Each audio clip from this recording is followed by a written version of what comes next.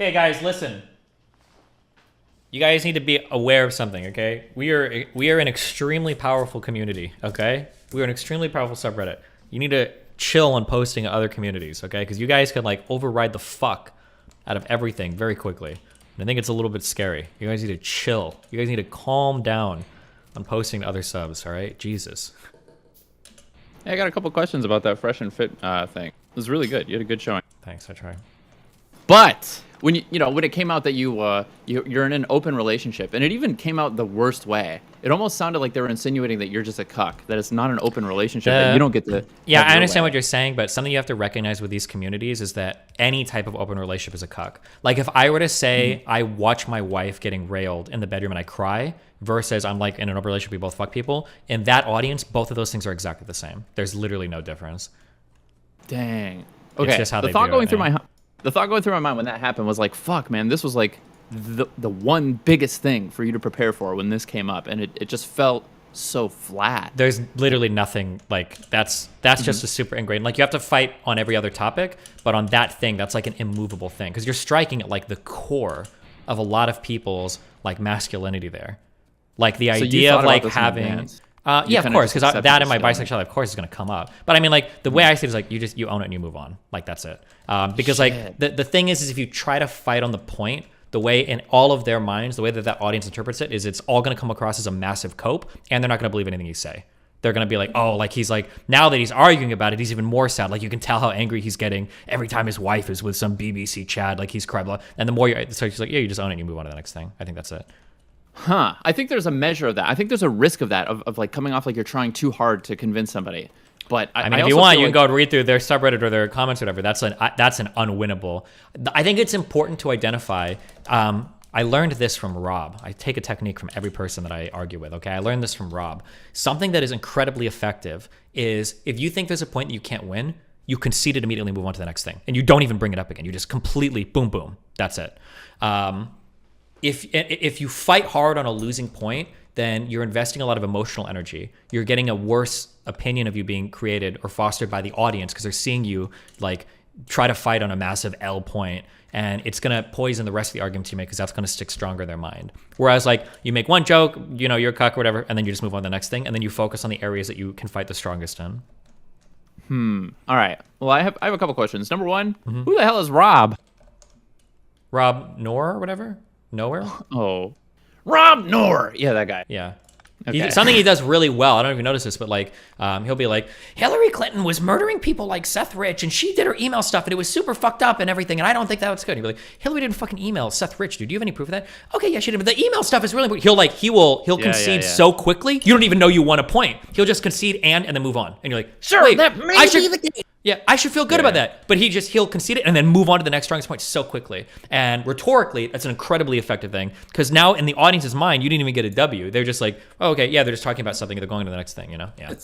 Well, I think even rhetorically, I think that to anybody, it sounds good. This is why one of the debate things that I've gotten, and I'm trying to hold people more to this. I think I did it a few times on the FreshandFit podcast. If you feel like you've won on a point, you need to pull that concession out of them. You need to get them to say it so that the audience can understand it. It's almost like directing a movie. Like you have to explicitly show things to people to make them understand. You can't be like subtle about it. So like a couple of the times they brought up this like one-ended open relationship. Like I had to make sure that the audience understood, you are only talking about like a 1% of men that can do this, right? This isn't going to be for 99.9% of the audience. And even though that was kind of implied based on everything that was said before, I needed to hear them say it so that the audience knew nothing that we're talking about right now applies to you guys. This is some 1% of 1% shit. Yeah, I don't know. Like reading the subreddit and stuff like that, that's going to give me a gauge on the most vocal people, what the most vocal people have to say. I'm just curious what that would have looked like if, like, instead of just letting it fall flat and you just being like, yeah, 6'4" NBA player, yeah, sure. If you had been like, yeah, sure, listen, maybe sex isn't that important to us in our relationship. That's a thing that we don't really want to deny. All the arguments that you know. That yeah, I know what you're saying, but the issue is that, like, when I'm arguing, I have to stand on So this is part of me acknowledging mutual descriptive truths. When I'm fighting with them, we have to be standing in the same dimension. I can't be standing in another world screaming at them because I'm going to look insane. So comments like that, like, oh, well, the sex thing isn't that important, blah, blah, blah, blah, blah. Any phrase that I utter like that, it might be consistent from my worldview, but I am striking against core fundamental tenets of what these other people believe. In their mind, and they enumerated or elaborated on this later, in their mind, a woman that's fucking another person is doing so because you're deficient. A woman that's fucking another person is doing so because she doesn't respect you. A woman that's fucking another person isn't truly in love with you because a woman that loves her man wouldn't do that. So for me to just kind of casually brush over them, like, oh, we just both have sex because it's fun for both of us. Even if I believe that, in their minds, they're hearing these things. It would be like going into a debate and be like, oh yeah, 1 + 1 is 3, 2 × 2 is like 10, and sometimes I think 10 divided by 5 can be 17. It would be the equivalent to uttering that, where every single thing I'm saying, the audience would be like, what the fuck is this dude talking about? Everything would sound insane. I would have to spend a lot of time building up that argument in a really foundational way. It wouldn't be something I could just brush off in a friendly manner. Although I encourage you to try if you want to try that. But well, I mean, I feel like I do that pretty regularly. I don't have obviously the wealth of conversations that you've had or at the scale that you've had them, but that is like my sort of strategy is at the very least, I've seen you do this. You plant a seed, right? In that moment, you could have been like, we can talk about that. It may not be exactly as you think it might be. Like if you want to have a more in-depth discussion about my open relationship, we'd like to. The way you characterize it, I wouldn't agree with it. I think he DM'd me to chat to come on and like argue about it later. I think this morning I saw that. So maybe we might do that at some point. I wouldn't mind having a conversation about that explicitly. But that has to be a dedicated. It has to be a dedicated, full-on conversation. The rest of the conversation would have to be about it. Yeah, exactly. Yeah, it can't be something I bring up in passing because I need to hit. There's a whole strategy to having that conversation that's going to be incredibly challenging. Yeah, and it all has to be handled with like extreme care. Yeah. In that moment, even I think if you wanted to have your cake and eat it too, I think maybe in hindsight, the optimal way to approach that would have been like, like you said, saying that, hey, it doesn't bother me that much if we both fuck her. It doesn't bother me that much if she's like messing around with other guys, and it doesn't bother her that much if I'm messing around with other girls or something like that. If that would have been 1 + 1 = 3 to that person, like planting a seed or something. Like, have you ever thought about maybe why it wouldn't bother us that much, but it bothers you that much? It bothers them because we have a foundationally and fundamentally different way in which we do. I'm just saying, planting that seed of saying like, well, like maybe it bothers you more than it bothers me, and it would, bother because your it doesn't sound. They won't even believe what I'm saying. They won't even believe it. It just sounds like a huge cope.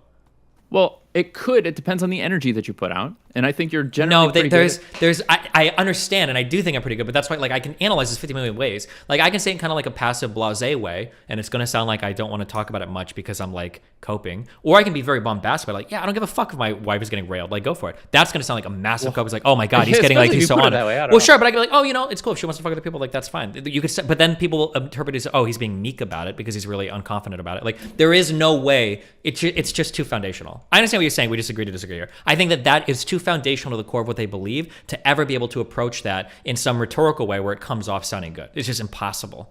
Like some things can't be overcome with rhetoric. They cut too hard against some fundamental belief, I think. Fresh and Fit sub banned? Wait, what the fuck happened? Wait, that's not even their sub. Bro, it's Fresh and Fit production. Oh wait, that one got banned too. Okay, you were right. Is this a justified true belief? Did we just run into a Gettier problem? Okay, you are right that the Fresh and Fit subreddit was banned, but you linked the wrong ban, or the wrong sub. This subreddit was banned due to violation of its conduct against creating or repurposing a sub to reconstitute a sub with the same object as a previously banned or quarantined subreddit. What the fuck? I reported their subreddit on like 10 accounts. Why? Why would you do that? You're banned.